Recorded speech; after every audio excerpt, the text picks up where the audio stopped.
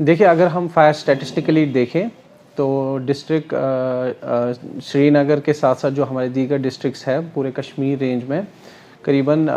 1900 के आसपास fire incidents है, जिसमें जो नंबर ऑफ़ डेथ्स या कैजुअल्टीज़ है वो भी बहुत कम है। तो अगर हम पिछले साल के फायर स्टैटिस्टिक्स देखें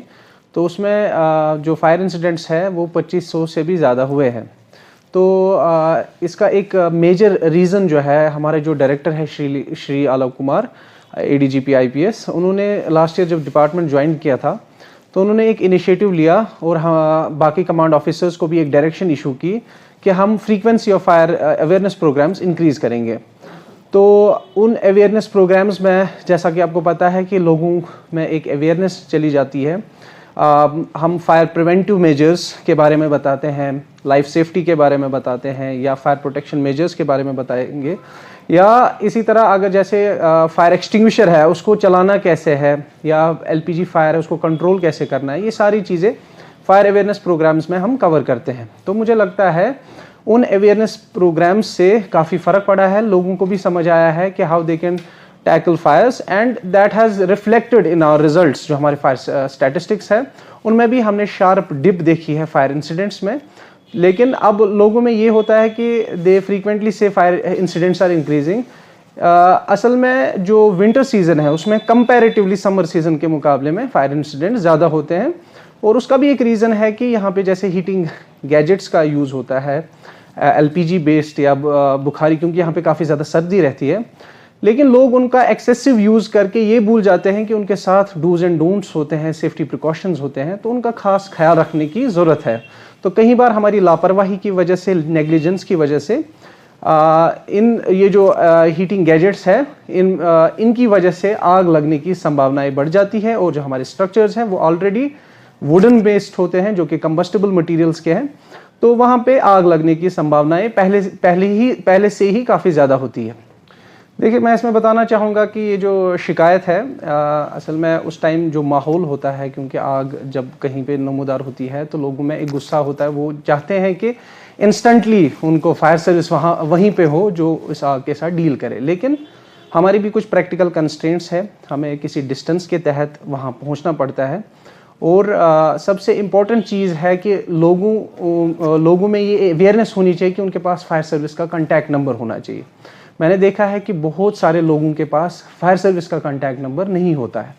वो इनडायरेक्टली पुलिस के कंट्रोल रूम से हमें इत्तला देते हैं, और उसमें काफ़ी सारा टाइम निकल जाता है, या कई बार वो फायर फाइटिंग अटेम्प्ट करते हैं और उसके बाद उनको लगता है कि फायर सर्विस को कॉल करने की ज़रूरत है। तो लोगों से ये गुजारिश रहेगी कि जब भी कहीं पे आग की वारदात नमूदार होती है तो आप अपनी कार्रवाई भी करें, लेकिन साथ साथ फायर सर्विस को भी इत्तला दें, ताकि वो जो डिस्टेंस कंस्ट्रेंट है या जो डिस्टेंस टाइम जो हमें लगता है वहाँ तक पहुँचने में, हम जितना जल्दी वहाँ पे पहुँचेंगे उतना जल्दी हमारा एक्शन होगा। उसके बाद जैसे हम स्टेशन से बाहर आते हैं, हमारा प्रोटोकॉल टाइम 1 मिनट का होता है, तो रास्ते में डे के टाइम स्पेशली ट्रैफिक कंजेशंस हो सकती है, तो वहाँ पे लोगों से गुजारिश है जब भी आप फायर टेंडर को देखें तो आप उसको साइड छोड़ें। और जब हम स्पॉट पे पहुँचते हैं, खासकर नाइट के टाइम वहाँ पे रॉन्ग पार्किंग्स होती है, तो वहाँ पे भी लोगों से यही गुजारिश रहेगी कि आप जो अपने व्हीकल्स हैं उनके लिए पार्किंग स्लॉट्स आइडेंटिफाई करें अपने अपने एरियाज़ में। रॉन्ग पार्किंग से काफ़ी ज़्यादा दिक्कतें पेश आती है, खाली ये फायर इंसिडेंट के टाइम नहीं, ये जो भी किसी भी किस्म की इमरजेंसी होती है तो उस टाइम पे, क्योंकि हमें व्हीकल का यूज़ करना पड़ता है, और ऐसे व्हीकल्स जो ऑलरेडी वहाँ पे रॉन्ग पार्किंग की सूरत में होते हैं तो उनको हटाना काफ़ी मुश्किल होता है। तो कई बार हमें फायर टेंडर वहीं पे खड़ा करके फायर फाइटिंग करनी पड़ती है, जिसमें कंसिडरेबल टाइम भी लैप्स हो सकता है। तो मेरी लोगों से यही गुजारिश रहेगी, आप अपने अपने एरियाज़ में पार्किंग स्लॉट्स आइडेंटिफाई करें। देखिए, हमारा जो काम है उसमें कई बार जो है हमारे जो फायर फाइटर्स है वो अपनी जान की बाजी लगाते हैं, लेकिन लोगों की लाइफ या प्रॉपर्टी सेव करते हैं। जब भी कहीं पे फायर इंसिडेंट होता है सारे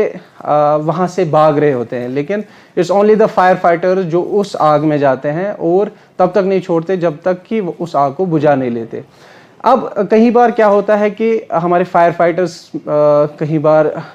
उनमें इंजरीज आती है, माइनर इंजरी या मेजर इंजरी, तो डिपार्टमेंट की तरफ से भी जो हमारी वेलफेयर स्कीम्स हैं उनके तहत उनको जितना भी प्रोविज़न होता है डिपार्टमेंट की तरफ से उनको मुहैया किया जाता है। देखिए मेरी सिंपल मैसेज रहेगी कि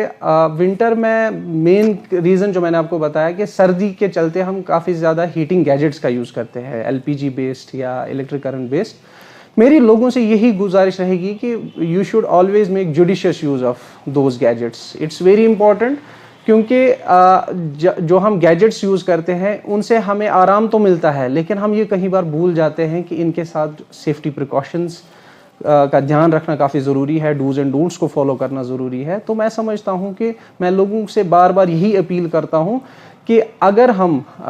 इन हीटिंग गैजेट्स के साथ उनके जो डूज एंड डोंट्स है as per standards, as per manuals, उन पे अमल करेंगे, मुझे लगता है कि फायर इंसिडेंट्स में काफ़ी ज़्यादा गिरावट देखने को मिलेगी। और मुझे लगता है कि it's a shared responsibility of department and public that will ultimately reduce the number of fire incidents.